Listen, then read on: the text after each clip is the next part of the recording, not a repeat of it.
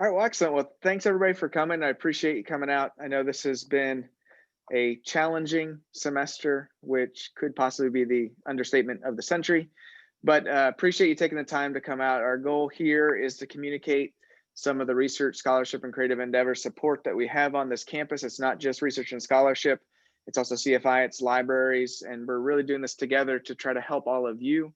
So our goal will be just to give a little bit of an intro of some of the areas, and then we'll move into your questions, which are kind of the meat of this, which is how can we hear what you need and what you're thinking about, and how can we support that?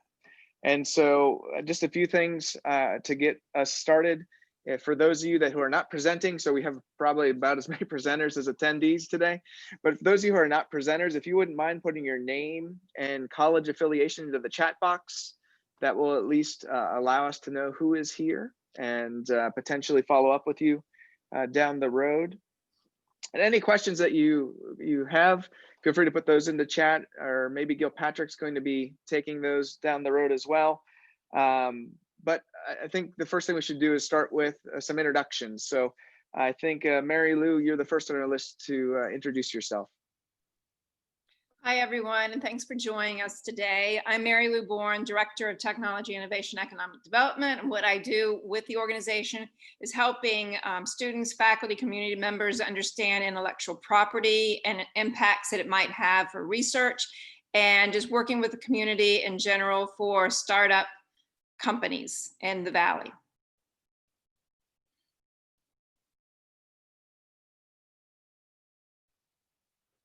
Fantastic. My name is Dr. Ed Brantmeier, and I'm one of the assistant directors in the Center for Faculty Innovation.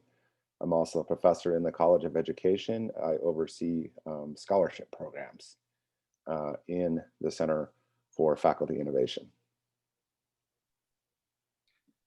Good afternoon, Ben Delp here. I serve as the Director of Research Development and Promotion.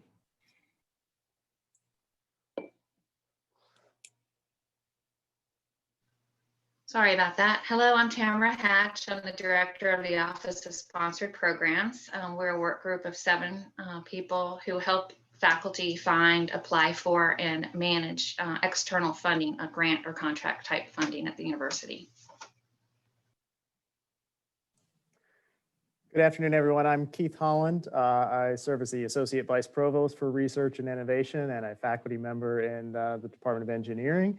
I spend a lot of effort in working with and navigating partnerships with external entities around research, entrepreneurship, innovation, and translating research outcomes into the community, as well as coordinating and working with our academic centers and institutes, of which we have 3 housed within the Office of Research and Scholarship, and of course the many others that are distributed throughout campus.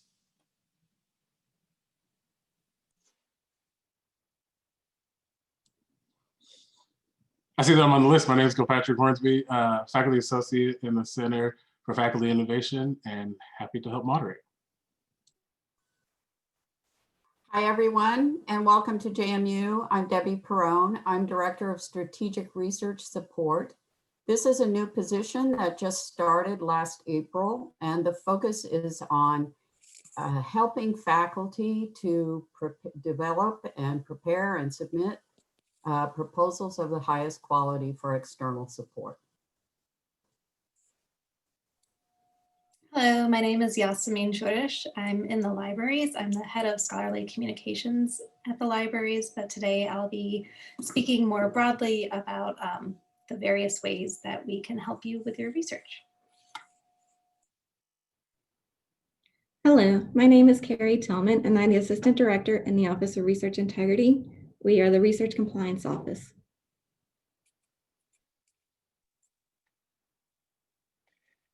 And I'm Anthony Tongen. I'm the Vice Provost in the Office of Research and Scholarship. And you heard from me earlier giving the welcome and intro, and we really are excited to have you here. And I also get the honor of doing the next slide.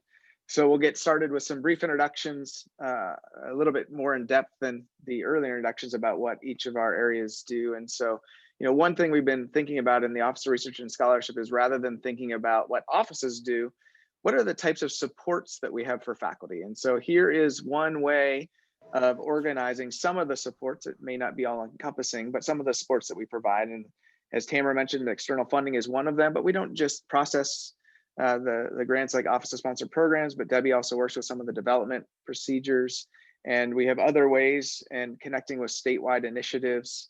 There's the compliance piece, which Carrie mentioned briefly, and we'll get into some more of the details, and also some of the new software that we have that hopefully facilitates some of the compliance area in a much more streamlined fashion.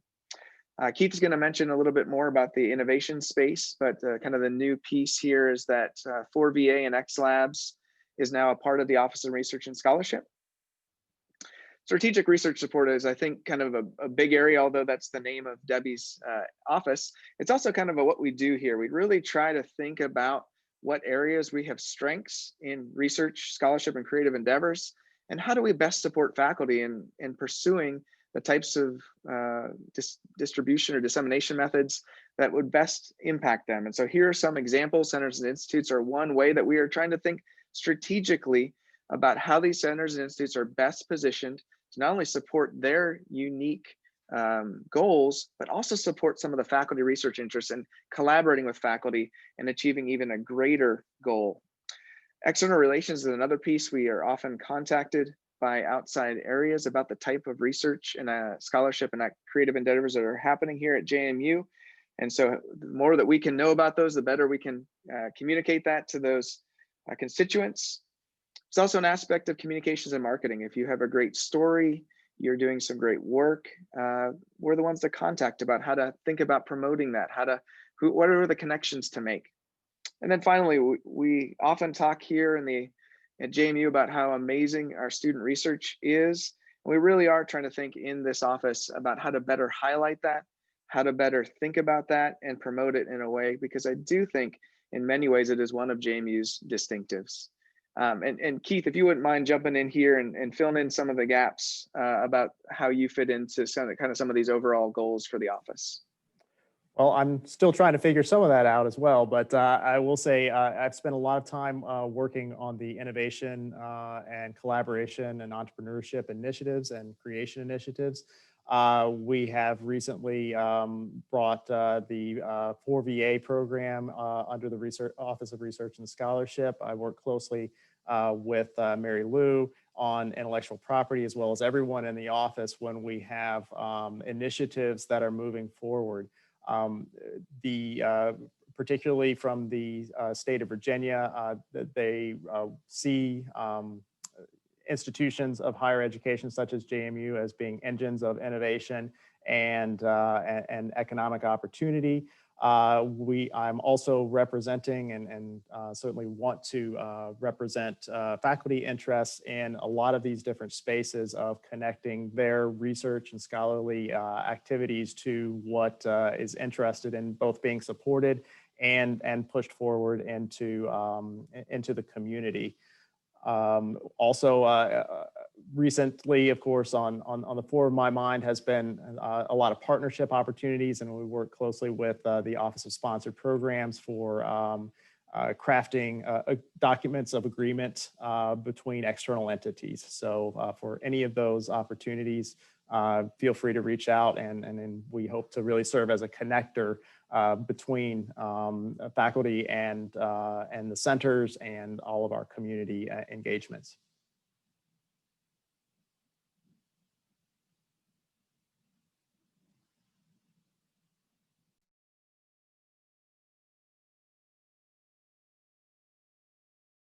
Ed, you're muted. Yeah, that happens sometimes, doesn't it? I've been doing it so much lately. So my name is Ed Brantmeier, and as I said before, I'm one of the assistant directors in the Center for Faculty Innovation, and I focus on scholarship programs. And we are a Center for Faculty Innovation, not a Center for Teaching, and that really is about how we approach holistic faculty development. So the idea that we do focus on teaching, we have an area director for teaching, an area director for career planning, and an area director for scholarship. And we integrate those three, career planning, teaching, as well as scholarship. in important and interesting ways. I just want you to take a look at that photo on this slide for one moment and look at the bright, beautiful faces that you see there in that photo. That's a photo from one of our scholarship residencies. It's an off-campus event where we bring diverse faculty from different disciplines together to support their scholarship by using contemplative spaces and natural spaces to engage them and re-engage them and reinvigorate them in their work. Really, at the heart of what we do, we build relationships and we try to build inclusive communities on campus. Some of the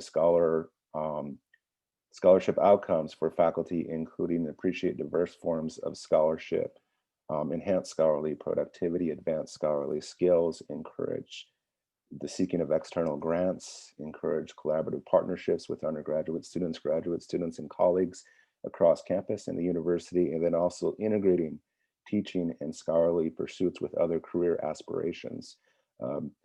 We also have individual consultations, so encourage you, if you have individualized questions you want to get answered, you can reach out to us and we can have one-on-one consultations, as well as academic programming throughout the fall and spring semesters and sometimes over the summer as well.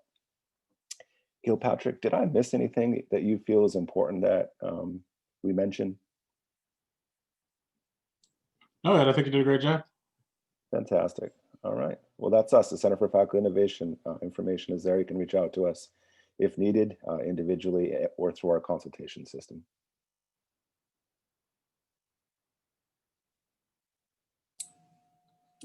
Nice. So much like CFI, the Libraries is here to support you in both your teaching and research needs, especially as we're doing so much more in the online environment. We have a lot of resources to support all of that. But today I'm going to focus on the research aspects. So for those of you who might not know, here at JMU, the library uses a liaison model where each department or area of study has a librarian that's a liaison for them that specializes in the research and collections and materials of that disciplinary area. And so there are a lot of other people who aren't liaison librarians like myself who also support research because it's such a big endeavor, right? So we offer lots of specialized levels of support depending on what your needs might be. And this slide here is just sort of trying to help you see the different areas within the research process where the libraries could help support your work. This isn't like exhaustive. This isn't the only things that we do, but it's just to kind of give you a sense or illustrate some of the things that we could help support you with. So under, in the brainstorming session is always a good opportunity for your liaison to work with you and help you get familiar with the databases and resources that we have here at JMU, and also listen to any feedback you have about other kinds of resources that would help you with your research. We have a really fantastic interlibrary loan department here on campus for any materials that we don't have a subscription for. We can acquire those really very rapidly. We support Zotero, which is an open source and free citation management program to help you manage citations. We offer a lot of workshops. So if you go to the library's website, you'll see all the workshops that we have right there on the homepage. It's workshops on using Zoom, but also workshops on using Zotero or using Question Pro, which is our online survey software from JMU. If you are doing research where you're producing or collecting data, I, in fact, can help you, or your liaison librarian can help you with your data management plan. That is always a great practice to do, but if you have federal funding, kind of a required practice for you to do. So we're there to help support you in those efforts, helping you negotiate your author's rights with publication. If you're looking for journals or monographic publication, we can help you with any questions you have on retaining your rights or licensing your work. Also, looking at impact measures, which vary across disciplines. So your liaisons are great resources there to help you meet whatever goals you have with respect to your research reach and audience and the kind of impact you want it to have. And we also have at JMU an institutional repository, which is, I'm not going to use the same words in its definition, but is a place for you to put your scholarship that you can share openly. And we can help you determine like what kinds of rights you have for resharing your own scholarship and share that in an open way. And what's nice is that you get updates that let you know sort of what the readership is of the work that you've deposited in the Scholarly Commons. So it shows you how much your work has been downloaded and from where, like you can see how many countries. It's kind of nice to get a sense of who's looking at your work. So that is this is just a sample of the ways that we are really excited to help support you in your research and dissemination and just general inquiry here at JMU. So let me know if you have any questions.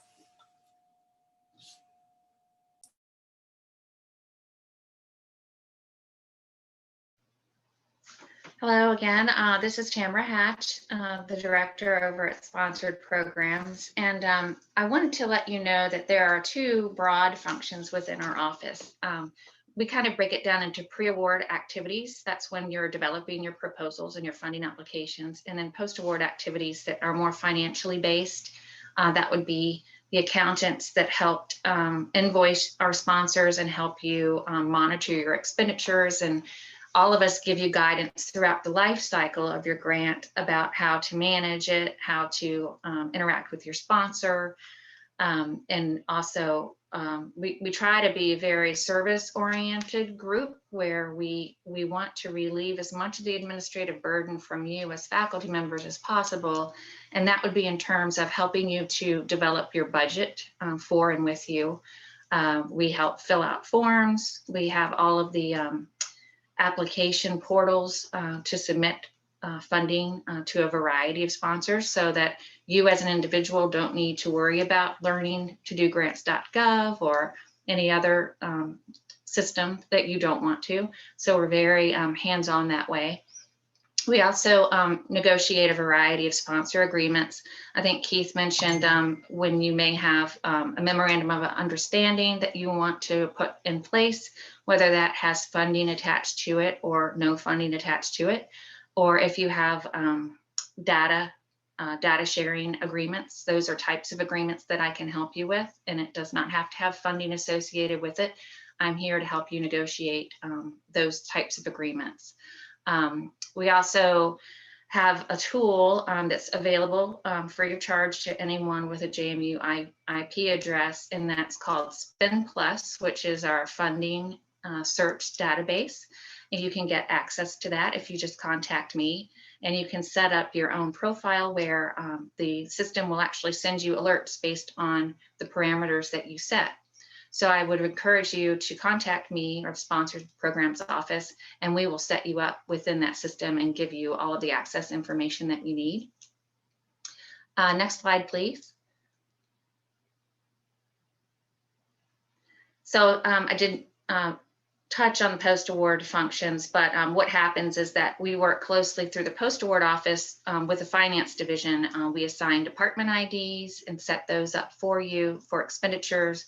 We provide you an entire binder full of information at the time that you receive an award that will guide you through how to access EVA, how to get a small purchase credit card, how to do things within Chrome River for your travel. So these are all highly technical things that we can guide you on. And we also offer, once you get an award, to have a one-on-one meeting with you, and so that you can ask any questions you may have at the outset of your project. I think that's very beneficial. So I would recommend doing the one-on-one meeting if you get an award. But we also walk with you throughout the life cycle of your project. If you need a no cost extension from your sponsor, if you need to go back and do some rebudgeting because of circumstances regarding how your project's unfolding, we work as the liaison between you and your sponsor, so that as much as possible, we would lift the burden off you doing all of the technical information. We will do all the finance reporting and closeout. We invoice your sponsors, and we just are there when you have questions about any individual transactions. Sometimes people need to hire folks on their grants, and we do the hiring forms or guide you through how to do that. So it's a resource that's highly technical, but it's also comprehensive. And if you have questions about regulatory or compliance issues, we can help you with that. We do work very, very closely with the Office of Research Integrity on compliance. So if you have an IRB or an IACUC protocol associated with your grant, we cross-pollinate that information to make sure that we stay within the boundaries of what federal or state or other sponsors require of you. But I encourage you to get in touch with me or anybody in the sponsored programs office as soon as you know that you may want to seek external funding. We like to hear early about what your ideas are. We can be on the lookout for specific funding opportunities to send your way. And we also, just like as a workflow issue, if you think you may apply for a grant, say 2-3 months down the road, just let us know, pick up the phone, shoot us an email, and we will work with you to assign resources. And you'll have one person working with you until your application is completed and submitted. So we just want to make sure that you know that we're accessible, and we're here to provide comprehensive services. So please be in touch as you get ready in your career to do the external funding portion.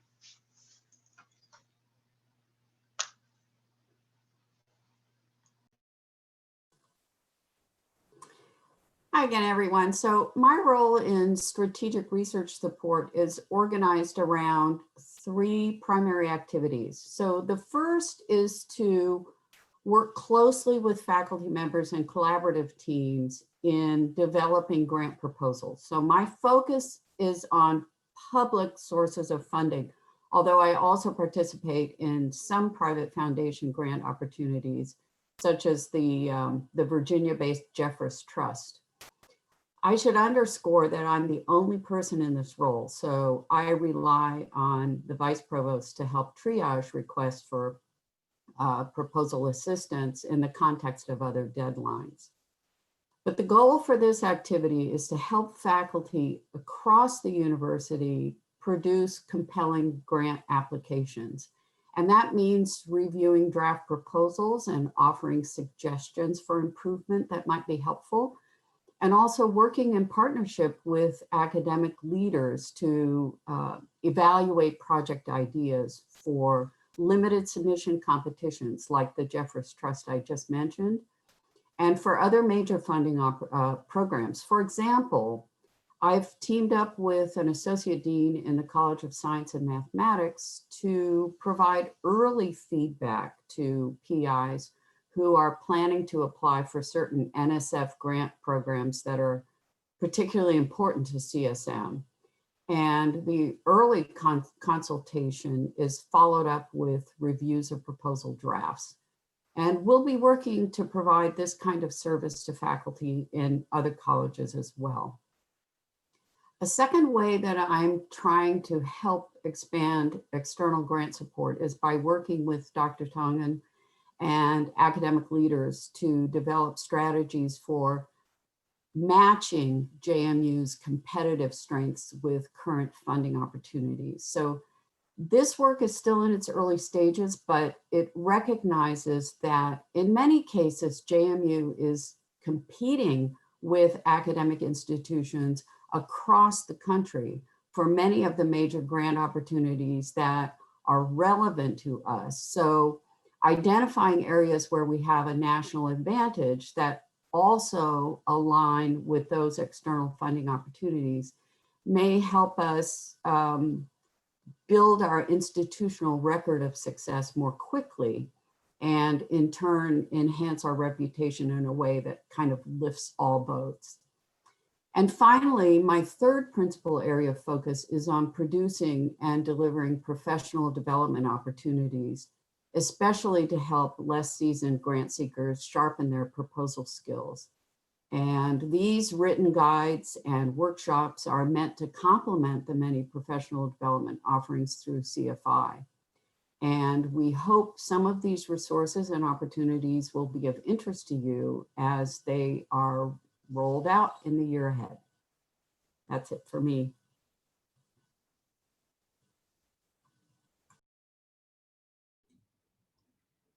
Hello. Our mission is to create a culture of active, engaged, and ethical research by providing research compliance, guidance, and oversight. My office is responsible for monitoring regulatory changes that may be coming down the pipeline. We make recommendations to the university to ensure compliance, and we oversee the development and implementation of policies and procedures which satisfy federal, state, and institutional regulations. Next slide, please.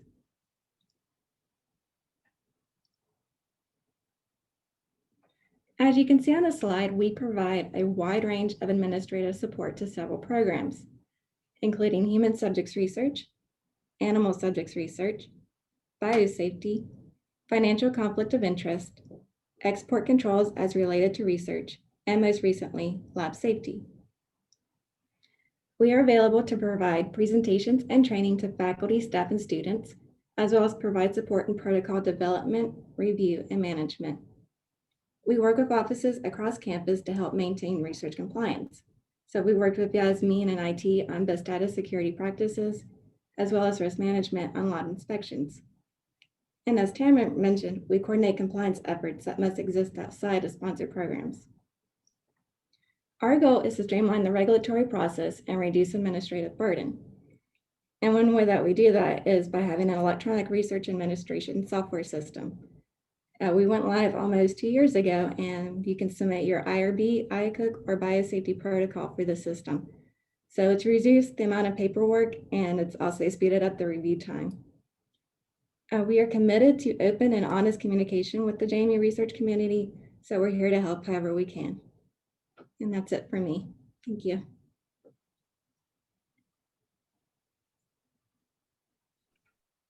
Hi, I'm Mary Lou Bourne. For those who just joined us, not at the beginning, but during this presentation, I am the Office of Technology, Innovation, Economic Development Director, working with the greater unit as a whole on innovations, project coordination with regard to collaborations with business, reviewing intellectual property clauses, anything that might be potentially in your research lead to something that has a greater purpose and impact beyond the research publication of a paper, something that impacts society, can be licensable, it could be patent consideration, trademark, that type of thing. All of those, I'm here to help you as a resource as to what intellectual property is and the potential impact, so that you have a chance to understand that and plan for it in the future of your development of your research and outputs.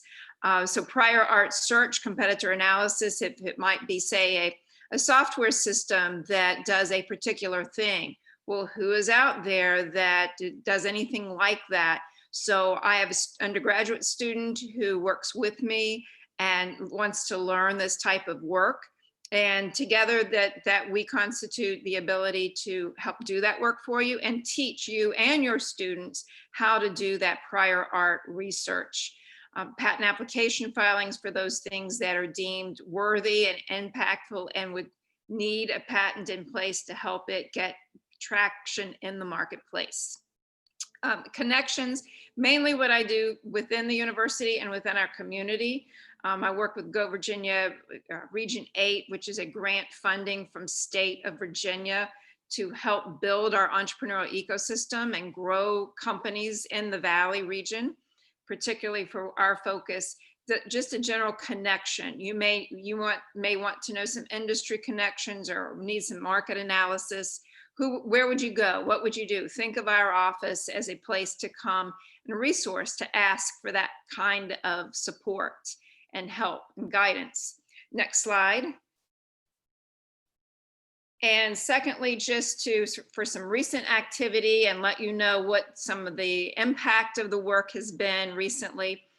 In September, we just heard from the US Patent and Trademark Office that we have 3 patents that are issuing. These have been in the works for 3 to 4 years. It's what it takes to get a patent through the system.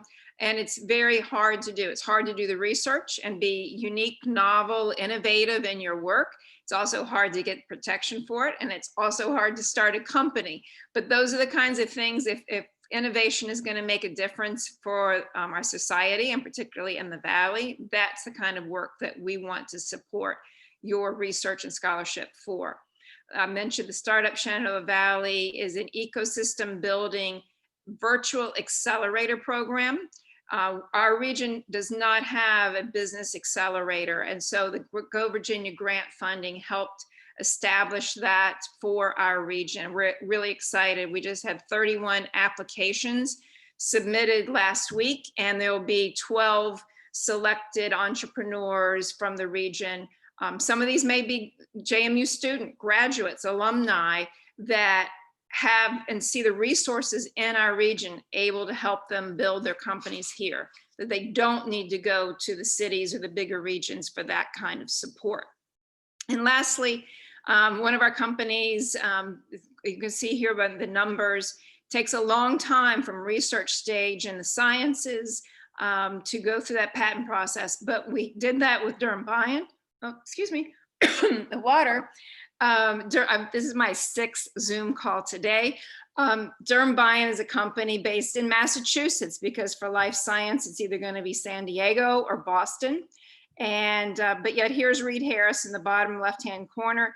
He's retired now from JMU faculty biology department, but I'm still in touch with him. He is the chief scientific officer, in part a small role in that company, so that he gets to stay connected and see the impact of his research. We had many, many graduate students and honor students work with him in the lab, and now his work has had a unique, novel, and beneficial impact to human skin probiotics work, novel in that way. So really happy that it started in 2009, and yet in 2017, a company was founded on his research. So we're always looking and want to celebrate the next big potential impact, and that's what my office does, and I would love to help you with your ideas as well.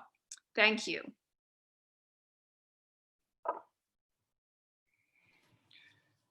Hi again, Ben Delp here with the Office of Research Development and Promotion. So I like to describe myself as essentially bookending a lot of the research ecosystem activities that you've already heard about from our earlier presenters. So on the research development side, that often entails connecting with external groups and opportunities and sharing those with faculty. That might be a federal funding opportunity. It could be supporting Mary Lou, who you just heard from, if a company is looking to gain access to expertise here at JMU. It might also be an opportunity to collaborate that might come from a government agency or even another university looking to partner.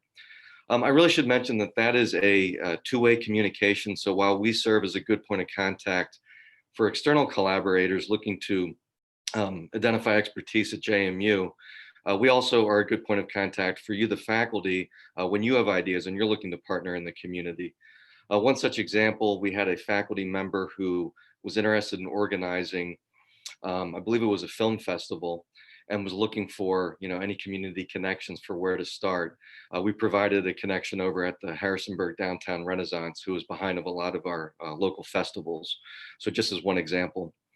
Another area that I will share is this office, not just research development promotion, but kind of globally research and scholarship, is often called to respond to what I'm terming here university, state, and national strategic priorities. Oftentimes, some of our greatest challenges, they don't really fit nicely into a disciplinary box. So we will field faculty teams representing multiple departments as well as multiple colleges from across campus to respond to these opportunities and requests. And just to give you a sense of what some of these sectors look like, I've listed them out: biotechnology, cybersecurity, early childhood education, industrial hemp, renewable and alternative energy, unmanned systems, as well as assisting the university with their COVID-19 response. That's not an exhaustive list, and certainly one that we plan to add on to as well. So the other piece of my role would be research promotion. So a faculty publishes, presents, perhaps has an exhibit. That's the sort of information that we would love to hear about. We can certainly promote that if it's an event happening in the future. And also we like to tell that story to both an internal audience and to external folks that are curious about what's happening at JMU. So how that's accomplished is a few different ways. I've listed out here our newsletter, JMU Research Scholarship and Creative Endeavors.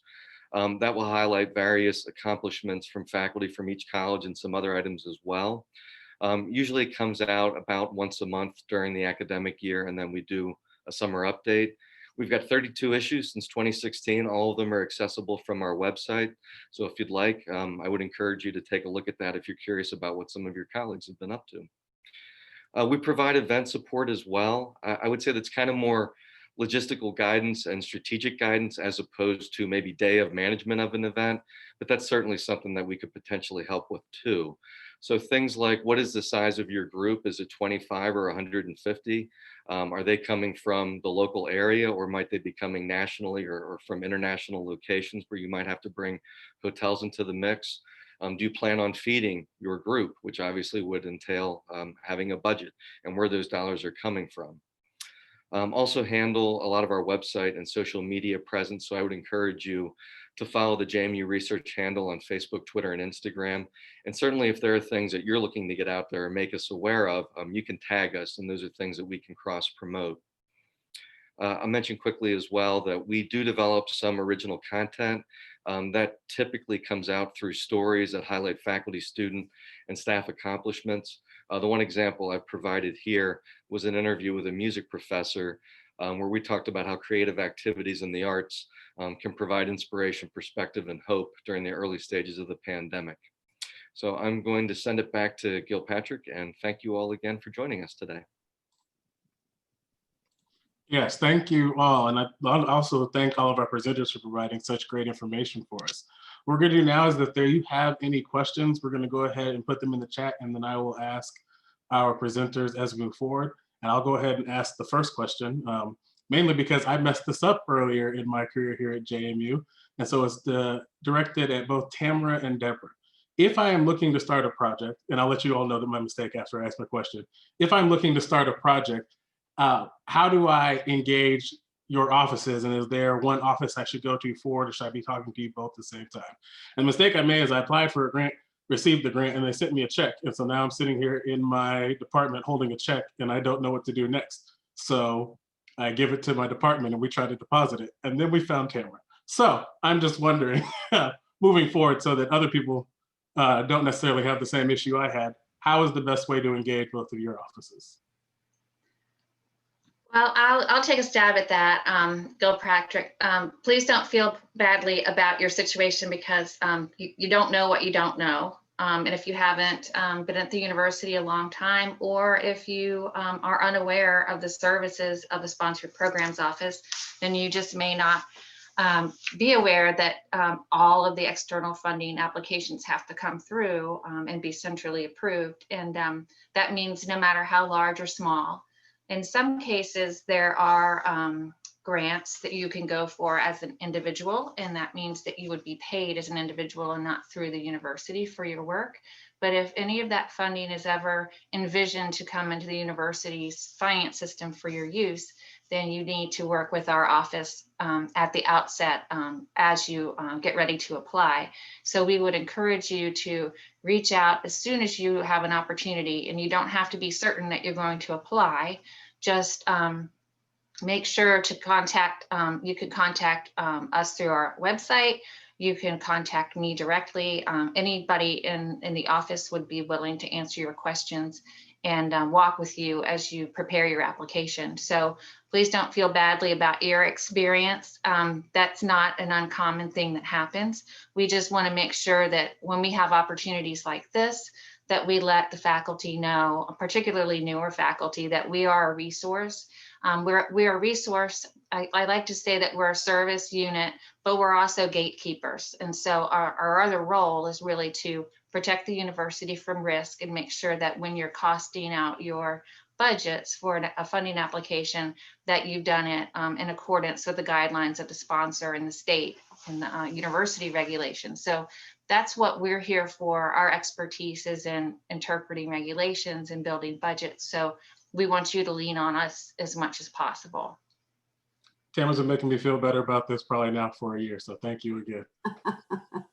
Gilpatrick, I would just add that because my position is relatively new, but I can tell you that I work hand in glove with Tamara's office. And so anytime someone is contemplating a project for external funding, I would say contact the Office of Sponsored Programs, and Tamara and I will confer about what we might be able to do together. Perfect. So we have another question. This one also to sponsor programs, the strategic research report. Are there specific deadlines when preparing for grants? Yes, the university policy is that we need 5 business days in advance of your sponsor's deadline to examine your final materials before they go into the granting agency.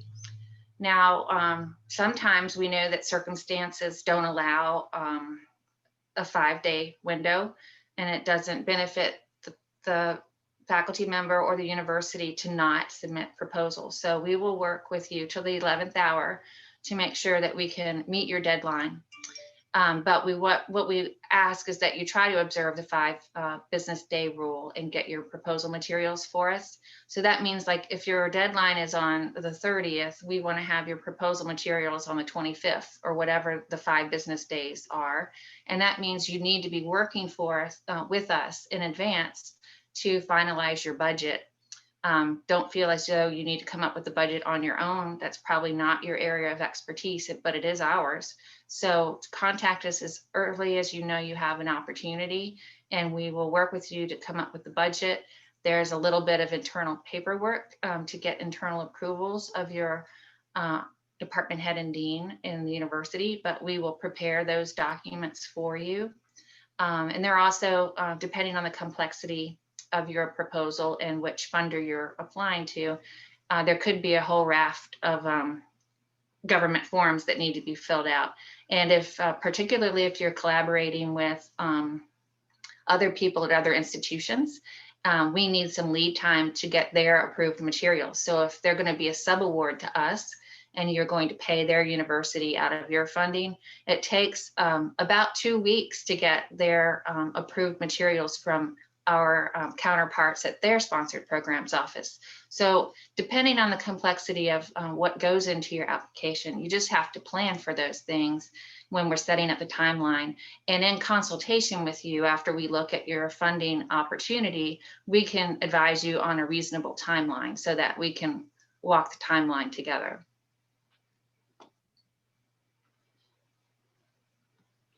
Awesome. So Mary, I have a question.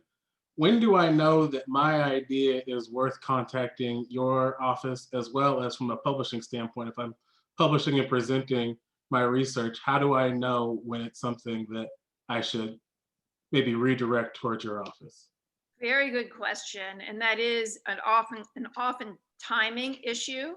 It is, if something is novel, unique, you know as a researcher, if this is groundbreaking, other people could be really interested in it. You might be concerned about them taking it as their own, and it doesn't mean everything is about patent, but in patent, you have 1 year in the United States to file a provisional patent application after public disclosure. That's the piece you should be most concerned about. Am I making a public disclosure in my poster, my paper, my presentation? where someone might hear of what I'm doing and be able to go back and recreate that, remodel that, make it their own, that type of thing. You don't want, I always talk with the students too about, you don't want to be ignorant of what the rules are and then regret it later. You want to work from a position of knowledge. Knowledge is power in this case. So that's the case of publishing, making sure that we, the office, are in the loop that can help guide. We can then consult with attorneys. Again, the prior art research I mentioned, the search to find if there's anything close to what yours is, or what you've created, if it's valuable and novel. If it is something more along the lines of a creative website, same thing applies. It might not be a patent, but a type issue for protection, but it might be something you want to know what else exists out there that could be similar. Just contact me. There's an intellectual property disclosure form, which is actually a very good validation tool that you create, you sign it, you say, this is what I've created. Here are the inventors or the creators that worked on it. The department head signs off. It's actually affirmation that others in your unit know that you've created something. Then it's to that point after that, whether there's value in the marketplace, but just creating something is a signal of creativity, of contribution, whether it's research, could be something you've created to support nonprofit work. It could be anything that's scholarship. So that intellectual property disclosure form is fairly simple, about 3 pages, just again, indicating, and an intellectual property committee reviews that work, looks at it to see if you've done that as part of your JMU, were resources put into it in the terms of $10,000 in a 12-month period of time to be considered JMU intellectual property, within royalties being shared, that type of thing. Might be something you've done completely on your own outside of JMU. A lot of times people do have side interests, might not deal with directly with their role at JMU. Again, this is a way to say the truth. This is Madison Collaborative, Ethical Reasoning in Action, where you tell the truth and say, this is what I created, and these are the resources that went into it, and it could be zero. And that's just kind of the way the process works for review. If there is JMU ownership, that's where we look at it to see, should a patent be filed for protection of the faculty's work? And if so, that's where, if deemed that it has a market potential, that means market opportunity, a need, a real value in that marketplace, JMU would fund the patent application filing costs, which range in the approximate $25,000 from beginning to prosecution, with doing that on behalf of the faculty as the inventor. So that's kind of a broad brush of everything, but that's like an elephant. So if taking one bite at a time, just contact me just to find out, hey, what was that process that you mentioned, and how does this benefit? How should I play a part of it? All right, thank you. Carrie, I know one of the things that we promote in the CFI is the scholarship of teaching and learning. So a lot of people are looking at data they may have collected in their classrooms. And I know there's a couple different universities that I've been at who see secondhand data collected in classrooms differently. How does JMU view that data? And is that something that should go through the IRB process? I'm gonna go by our old standby. It depends on how you collected the data, what you're planning to do with it. So it really just comes down to each individual project. So you can definitely reach out to us and we will guide you through if it needs to go through the IRB or not. Well, thank you. Give a second more if there's any other questions in the chat. It's a great opportunity where we have everybody in one space to ask any question. One of the things I appreciated when you guys are talking is the interconnectivity of all of the different offices. So this is a great opportunity.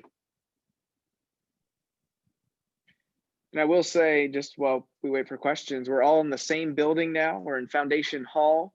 Obviously, we're not having any grand openings this year, just because a lot of people are not around. But I think it really will be nice that we will have one place you can go to with all your questions, and we can just shuttle you around the building if one area is able to answer the question and another one is not. So I'm really excited about this new location.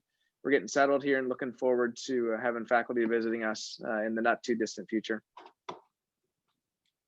Awesome. We did have another question. So the question is, what office can help with data management? I can. The libraries can help with data management. And we work, just like Anthony was saying, very closely with others in office-sponsored programs and with Office of Research Integrity. So kind of anywhere you go with that question, you're going to get to the people that can be the most appropriate help for you. But your liaison, I'm not sure what department you're in Cal. There's a few liaisons in that college.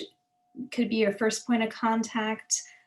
Or you can also, I'll put in the chat there a link to our data management research guide that can just go over some best practices, some funder requirements, and just kind of broad first pass level of support. And then you can always reach out to me directly if you have some more in-depth questions. Your liaison may also refer depending on the complexity of the situation.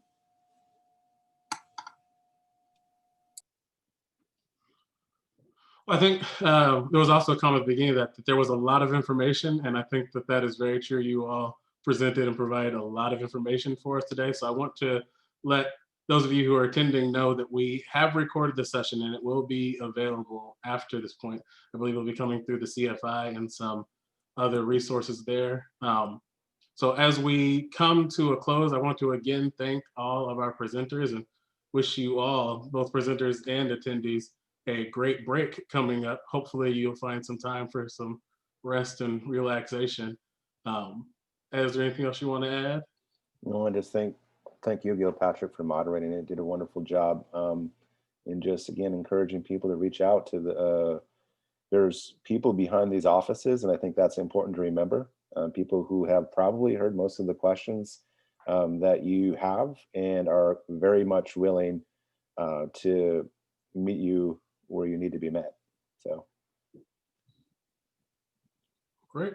All right, well, everyone have a great rest of your Wednesday, and we'll hope to hear from you soon.